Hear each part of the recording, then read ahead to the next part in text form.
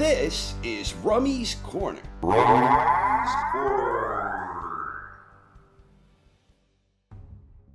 Evander the Real Deal Holyfield is the featured boxer in this edition of the Top 5 Notable Wins series. Holyfield is the only boxer in history to become the undisputed champion in both the cruiserweight and heavyweight divisions. He also holds the unique distinction of being the only boxer in history to win a portion of the heavyweight championship 4 times. Let's begin by going through a quick chronology of what I personally consider to be the top 5 notable wins during the powerhouse career of Evander Real Deal Holyfield. On July 12, 1986, at the Omni in Atlanta, Georgia, Evander Holyfield challenged WBA Cruiserweight World Champion Dwight Muhammad Cowie. Holyfield was using his quickness to his advantage early. Holyfield was up on his toes, he was jabbing with authority, and he was putting together some nice short combinations. Holyfield was in control when he was able to work from range, but whenever he settled in close or at mid-range, Cowie was able to create openings of his own. Things were very fast-paced. As the rounds progressed, Cowie started applying pressure more effectively, and he was unloading whenever he could close the gap. Holyfield was using his feet to try and maintain some distance, and he was often able to land punches as Cowie pressed his attack. But as things entered the middle portions of the scheduled 15-rounder, there was a lot of heated back-and-forth action, with both boxers having their fair share of success. There was a lot of infighting where the two traded in close. Cowie was generally landing better when the two were in tight, but Holyfield usually had an advantage whenever he was able to step back and create some space. It was a grueling war of attrition as they both continued clubbing away. Whenever it appeared one guy was building some momentum, the other would start firing back in ferocious fashion. Later in the contest, Holyfield started using his jab more and trying to stay outside, and when he did so, he was having success. But Cowie was still able to frequently dart inside where he was still being effective.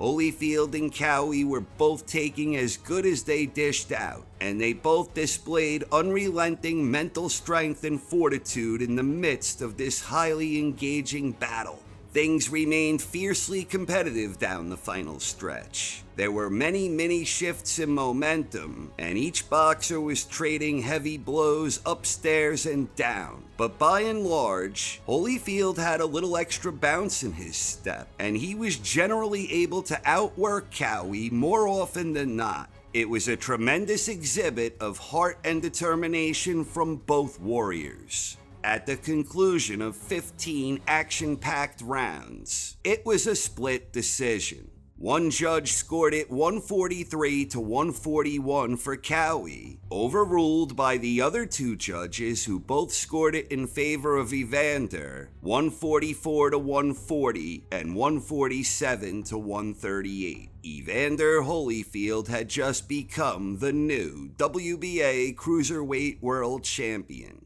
On October 25, 1990, at the Mirage Hotel and Casino in Las Vegas, Nevada, Holyfield challenged the undisputed WBC, WBA, IBF Heavyweight World Champion, James "Buster" Douglas. The action began with a tactical rhythm. Douglas was trying to establish his jab, but Holyfield's superior quickness was allowing him to sneak inside and land some short combinations. Holyfield was also able to largely neutralize the champion's jab, and he was also beginning to work his own jab effectively. Early in round 3, Douglas landed a solid right hand that got Holyfield's attention. Moments later, Holyfield drilled Douglas with a beautifully timed counter right hand. Douglas was down, and he was unable to beat the count. The fight was over. It was a 3rd round knockout, and Evander Real Deal Holyfield had just become the new undisputed WBC, WBA, IBF heavyweight champion of the world. On November 6, 1993, at Caesars Palace in Las Vegas, Nevada, Holyfield challenged unified WBA, IBF heavyweight world champion, Riddick Big Daddy Bo. This was a rematch from the previous year when Holyfield lost the undisputed heavyweight crown against Big Daddy. Bo charged out of the gate attacking. Holyfield evaded or absorbed the incoming fire until things settled into a more deliberate rhythm. Both boxers were doing a lot of maneuvering as they sought to establish their jabs, and they were both looking to create openings for some short combinations. Things were close and competitive during the early rounds, with a pace that was more measured than their first encounter. As things progressed, the two started fighting more often in close quarters, and whenever this happened, Bo and Holyfield would start clubbing away in tight. Bo typically held a slight advantage during these close exchanges, but Holyfield was standing his ground and holding his own. The action was heating up. They traded in a wild frenzy as round 4 came to an end, and punches continued flying after the bell sounded to end the round. Things reverted into a battle of jabs, where the two traded jabs on fairly even terms. But Holyfield's superior footwork was enabling him to create better angles during this tactical chess match. This also enabled Holyfield to open up more, where he was beginning to land some damn fine punches. Holyfield was using good movement and out-hustling Bo, and the real deal seized command of the momentum by the midway point. A rejuvenated Bo started jabbing well and fighting more effectively in round 7, but early in the round some nutjob fan and a parachute interrupted the fight. Chaos ensued, and after a lengthy delay, the action finally resumed. Holyfield appeared to be the fresher of the two after the extended break. Holyfield was landing sharper in the next round, but in round 9, Bo started attacking more effectively, and he was creating openings and landing some heavy leather. But Holyfield was exhibiting tremendous heart, and he was battling it out with Bo in the trenches.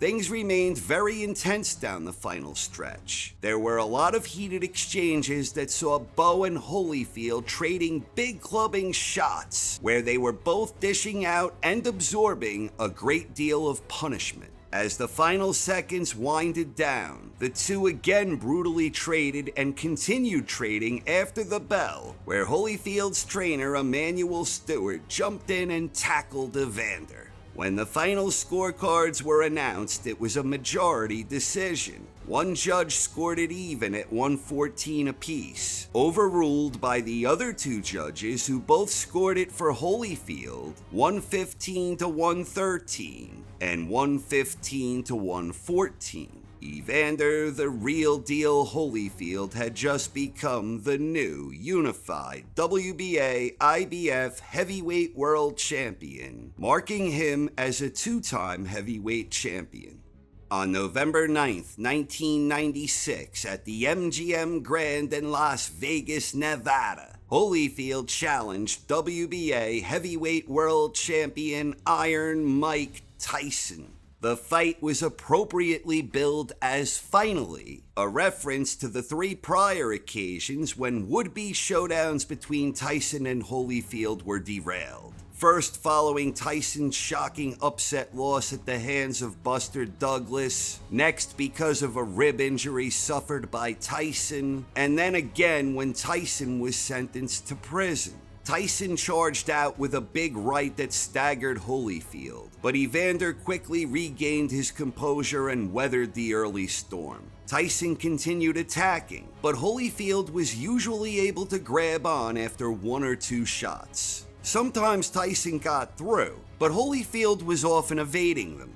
Holyfield was primarily trying to smother Tyson's attacks in the early going, but Holyfield would take the initiative whenever Mike got complacent, and he was having a lot of success in these moments. A pattern emerged over the next several rounds, where Holyfield was effectively neutralizing Tyson's offense and using these tactics to create sneaky offense of his own. Some of Tyson's attacks were getting through, but Holyfield was absorbing them well and usually firing back whenever something did get through. Evander continued smothering Tyson whenever he darted inside, and Holyfield was overpowering Tyson whenever the two became intertwined in a clinch. Holyfield continued taking Tyson's punches well, and he was out-muscling Tyson whenever the two got close. Holyfield was also taking the initiative more often whenever Tyson was looking to set something up. Tyson rallied in round 5 and he started putting his punches together much better. Tyson landed some good shots, but Holyfield remained unfazed and he was still smothering Tyson effectively. Tyson carried that momentum into the next round, but Holyfield started trading with him and there were some fiery exchanges. With less than a minute left in round 6, Holyfield landed a sneaky left downstairs that sent Tyson down. Mike beat the count, and Holyfield ended the round strong. Over the next several rounds, Holyfield was in complete control. Evander was beating Mike to the punch, he was bullying Tyson up on the inside, and he was otherwise outboxing and outthinking Iron Mike. Towards the end of round 10, Holyfield unleashed a prolonged sequence of punches that had Tyson badly hurt and stumbling across the ring. Tyson made it to the end of the round, but he looked badly dazed. Holyfield resumed his attack in round 11, and a barrage of unanswered shots from Holyfield prompted referee Mitch Halpern to wave it off. The fight was over. Evander Holyfield had just become the new WBA heavyweight champion of the world, making him a 3-time heavyweight champion. On June 28, 1997, at the MGM Grand in Las Vegas, Nevada, Holyfield put his WBA title on the line in an immediate rematch against the man he beat to win the belt, Iron Mike Tyson.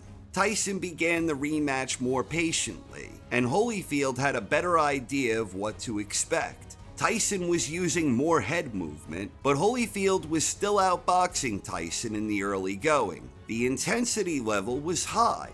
Holyfield got the best of an explosive early exchange, and Tyson was having difficulty finding his rhythm. A clash of heads early in round 2 caused a cut around Tyson's right eye. When action resumed, Tyson remained ineffective and Holyfield began bullying him around the ring. Tyson was trying, but Holyfield had an answer for everything he tried. The action began getting a little rough, and referee Mills Lane was doing the best he could to try and maintain order. Tyson forgot his mouthpiece to begin round 3. When action got underway, Tyson put forth a more spirited effort. Tyson was having a better round, but Holyfield was still holding his own. With under a minute left, Tyson bit Holyfield's ear when the two were in close quarters. Mills Lane called for a timeout, and then Tyson proceeded to shove Holyfield. Mills Lane deducted 2 points from Tyson for the infraction, and after a delay, the action resumed and it was intense. Suddenly, Tyson bit Holyfield again, but Mills Lane didn't see it. So the two battled it out over the final seconds of the round. Then in between rounds, Mills Lane disqualified Mike Tyson.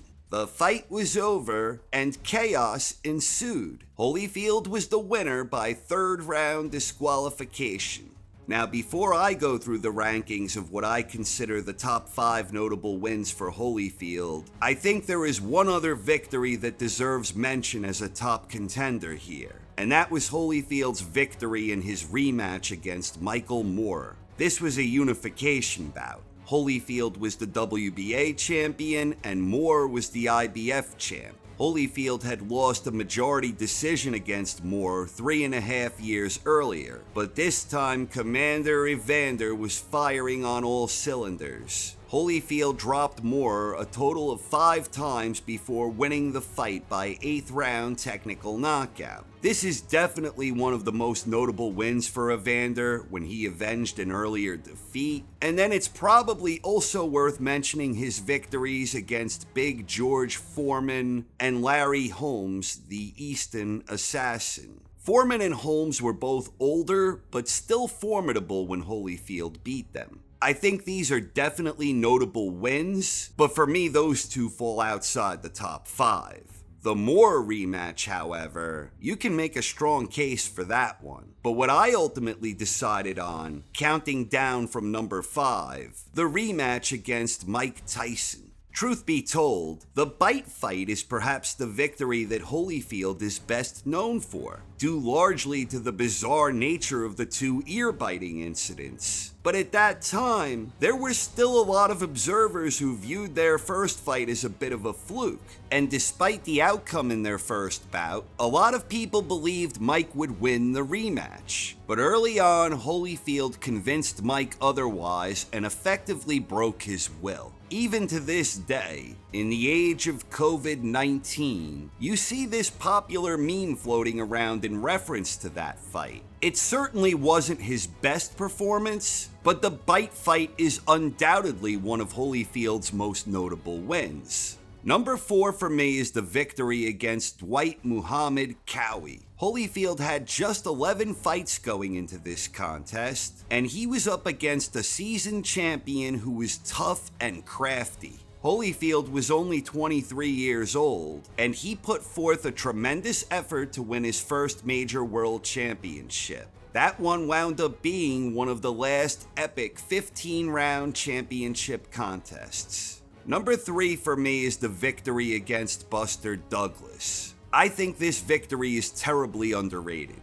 It's true that Douglas wasn't as motivated as he had been when he shocked the world in Tokyo earlier that year, but all the same, Douglas was the undisputed heavyweight world champion, and Holyfield earned the championship in tremendous style, compliments of a beautifully timed counter right. Evander made history that night, and to this day, he's the only boxer to ever become the undisputed champion in both the cruiserweight and heavyweight divisions. Number 2 is the rematch against Riddick Big Daddy Bo. Holyfield made a number of tactical adjustments in the rematch that enabled him to avenge his first professional loss. It was a tough and competitive contest, but Holyfield fought a disciplined effort that enabled him to regain the heavyweight crown. And this is especially noteworthy because this was the only time anyone ever defeated Big Daddy Bo in the professional ranks.